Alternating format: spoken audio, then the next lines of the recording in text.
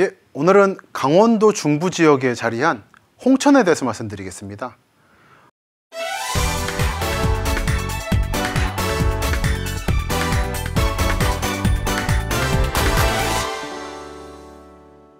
홍천이라고 말씀드리면 아마 여러분들은 각각 다른 곳을 떠올리실 겁니다.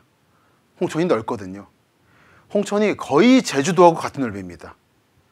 그러다 보니까 내가 홍천을 안다 라고 말하는 것은 아마 그 제주도 넓이 중에 어느 한 부분을 안다는 말일 겁니다. 그래서 오늘은 그 중에서 홍천의 동쪽 끝부분에 자리한 서성면이라는 데에 대해서 소개를 해드릴 겁니다.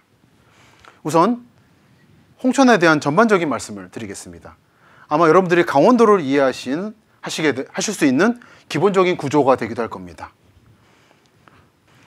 서울에서 강원도로 갈 때는 주로 동서울터미널에서 출발하게 될 겁니다.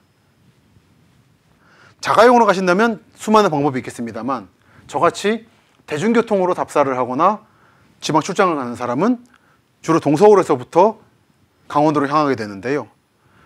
여기서 갈 수 있는 강원도 지역 중에 중요한 곳이라고 하면 1번 춘천, 2번 원주,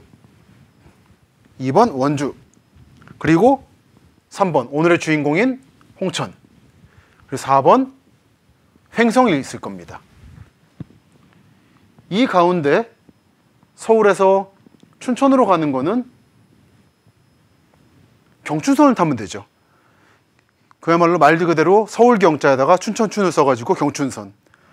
1시간 좀 넘게 걸리고요. 그리고 동서울터미널에서 버스를 타도 한 1시간 걸립니다. 한편 원주, 경원선, 중앙선을 타고 원주에 갈 수 있습니다. 중앙선을 타고 청량지역에서 원주를 가는 경우도 있겠고, 아마 서울 동부 시민들이 강원도에 간다고 했을 때는 아마 춘천이나 원주가 이렇게 편리할 겁니다.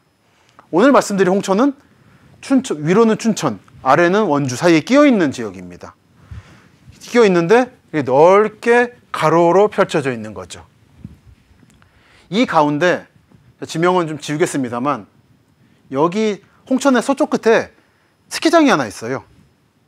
그래서 이 스키장을 많이 가실 겁니다. 그래서 아마 많은 분들에게 여쭤보면 홍천 하면은 스키장 유명한 데 아니냐고. 그거는 홍천 중에서 이 서쪽 끝에 말하는 겁니다. 근데 오늘 저는 반대편인 동쪽을 말씀드리는 거고. 어쨌든 이 동서울터미널에서 홍천 읍내까지를 잡았을 경우에 버스로 1시간 10분이 걸립니다. 사실상 춘천이나 원주하고 서울에서 가는 거리가 같아요. 근데 춘천 원주보다는 서울 경기권 주민들한테 덜 알려진 곳이 홍천이죠.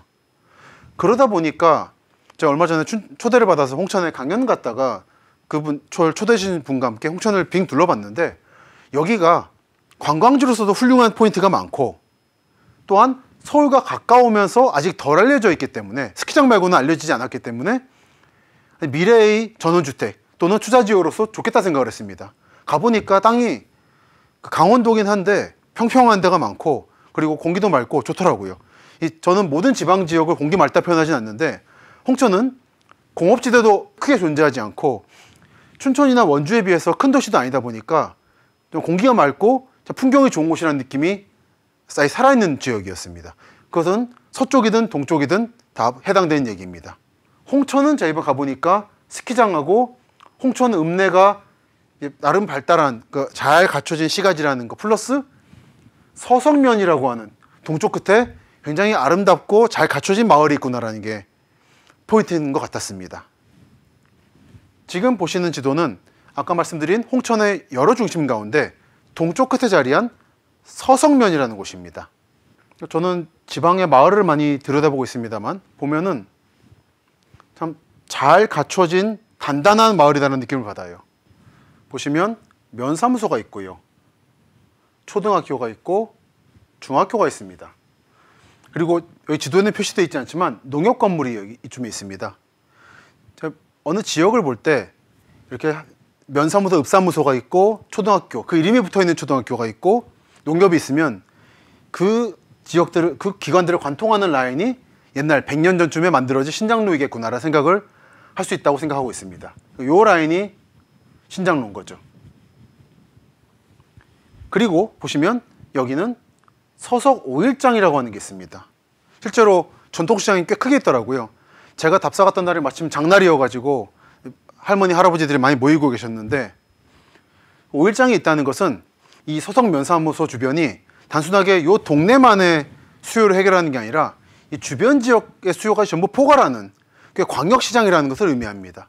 그러니까 여러분들께서 이 서석면이라든지 주변 지역에 정착을 하시거나 한 달 살기를 하셨을 경우에 아마 태백산맥 넘어서 동쪽 강릉 같은 데로 가시거나 또는 서울로 오시지 않더라도, 또는 홍천 읍내로 가시지 않더라도 이 서석 5일장에서 대체로 많은 수요를 해결하실 수 있을 것이다 라는 생각을 하실 수 있죠.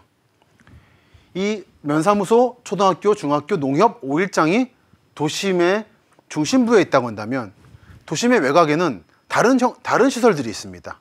예를 들어 이 지도에 보이는 119, 그리고 경찰서, 그리고 또 하나는 교회와 성당입니다. 그 중에 서석 성당이라고 하는 가톨릭 시설이 서석 중학교 앞에 있습니다. 지도상으로는 파란 지붕이 있는데요. 성당이 있다고 하면 이 성당 지역이 이 마을의 끝이라는 걸 표현합니다. 소방서하고 경찰서하고 성당은 끝을 표현하죠. 특히 성당이라는 것은 마을의 외곽에 높은 지역에 자리하고 있어서 마을을 내려다보면서 지켜준다는 느낌을 가지게 됩니다. 또 하나는 가톨릭이 성당이 있다는 것은 그 지역이 예전에 정말 외진 곳이었다는 뜻입니다.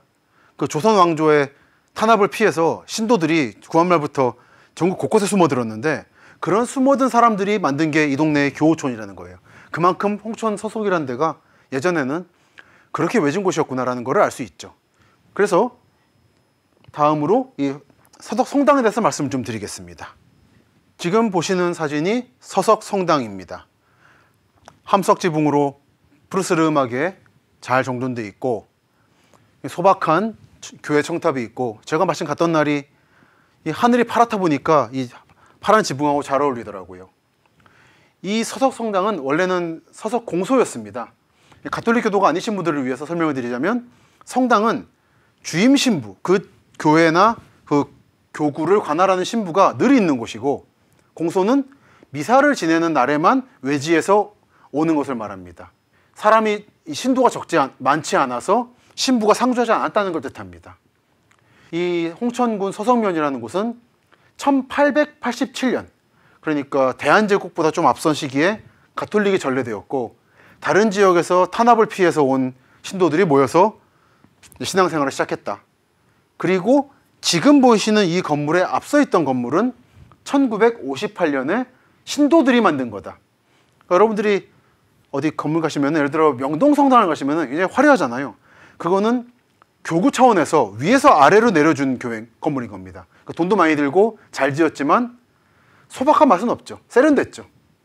근데 거기에 비해서 이 서석 성당은 신부가 없는 곳에서 신도들끼리 성당을 만든 다음에 신부가 와서 미사를 지을 수 있게 한, 종교라는 것이 지니고 있는 자발성, 그 개개인의 자발성을 생각하면 이 신도들이 직접 만든 건물이라는 것이 신앙적으로는 의미가 크다고 해석들을 합니다. 신도들이 지은 공소 건물을 보면 그런 생각을 하죠. 이쪽은 이 구한말 때 흘러든 교우들이 끈질기게 신앙을 유지하면서 끝내는 이 지역에서 인정받는 단계까지 이르렀구나라고 하는 생각을 하게 되죠.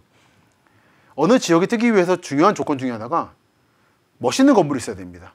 이건 뭐 유명한 건축가가 지은 잘 지은 건물이 아니라 그 지역의 역사성에 잘 녹아들어 있으면서도 객관적으로 봤을 때 예쁘다는 느낌을 줄 수 있는 건물이 있어야 돼요. 그러면 그 지역은 그 아이덴티티를 만들어내면서 그 마을의 단결성이 유지되고 외지인을 끌어들일 수 있는 여력을 갖게 됩니다. 저는 그런 의미에서 서석면이 이 성당 건물로부터 시작해서 하나의 완결된 세계를 만들어냈고 아이덴티티를 만들어냈고, 여러분들, 대도시 분들이 가셔서 정착하시더라도 너무 시골 지역이라서 텃세가 심하다든지 그런 것도 아니고, 5일장도 있으면서도 외지인들도 환영할 수 있는 동네가 돼 있는 것이 아닌가라는 생각을 하게 됐습니다. 그런 증거 중에 하나가 빵집이에요. 아침에 차 타고 가져가가지고 서석면 신장로를 걸어 다녔는데 마침 빵집이 문을 열었더라고요. 보니까 외국인분들은 많이 들락날락 하셔서 아마 이쪽도 당연하게도 외국인 노동자분들이 이 지역의 경제 기반을 이루고 계신가 보다 생각이 들기도 했고, 뭐 여담입니다만 요즘에 지방에 5일장 가면 제일 큰 시장 중에 하나가 아시아마트입니다. 이미 한국에서 외국인의 존재는 빼놓을 수 없는 건데 이 서독도 그랬습니다만 그 카페에서 커피하고 빵을 먹었는데 맛있더라고요. 빵과 커피가 맛있다는 거는 많은 걸 상징합니다. 단순하게 그 주인장이 그걸 요리를 잘한다고 하는 게 아니라 이 맛있음을 유지할 수 있는 그 마을 사람들의 합의가 있는 거예요. 그런 합의는 단순하게 여기가 시골 동네로서 잘 살고 있다는 문제가 아니라 개방적이라는 거죠. 외부인들이 들어가도 정착할 수 있는 가능성을 지니고 있다는 거. 그래서 이 커피 맛을 보고는 서성면의 팬이 됐습니다. 어떤 의미에서는. 홍천이라고 했을 때 스키장만 떠올리지 마시고, 사실 스키장이라는 거는 그 현지와는 관계가 거의 없거든요.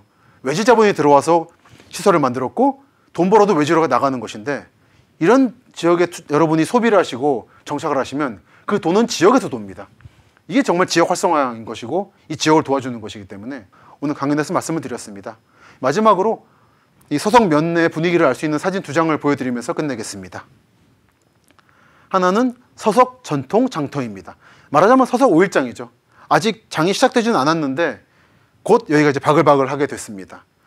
상당히 사람이 많은 걸 봐서는 아직 이 동네에 살아있는 동네고, 지방 소멸이란 말을 하지만 여기는 아직 건재하구나 라는 느낌을 받을 수 있었습니다. 아침이었는데 뒷산에 안개가 자욱이 피어난 것이 산골이라는 느낌을 받으실 수 있겠죠. 그러니까 이런 풍경이라는 거, 아마 겨울엔 좀 추울 겁니다. 그런 각오를 하시고, 더위보다 추위에 강한 분들이 아마 가시면은 여러 의미에서 만족하시지 않을까. 그리고 같은 홍천 군내니까 스키 좋아하시면은 서쪽에 가서 스키도 타시고, 그러니까 여러분들이 서울이나 부산 사시면서 풍경 좋은 데 가시려고 그러면 힘들어요. 톨게이트도 빠져나가야 되지, 교통체증을 겪어야 되지. 근데 이런 데 사시면은 이런 멋있는 풍경이 금방입니다. 그래서 이런 데 정착하시는 분들하고 말씀을 많이 나누고 있는데 굉장히 삶에 만족하시더라고요. 그러니까 도시에서만의 삶은 아니기 때문에 그 중요한 가능성으로서 강원도 홍천 동부 지역의 삶이란 거를 오늘 소개를 해드렸습니다. 감사합니다.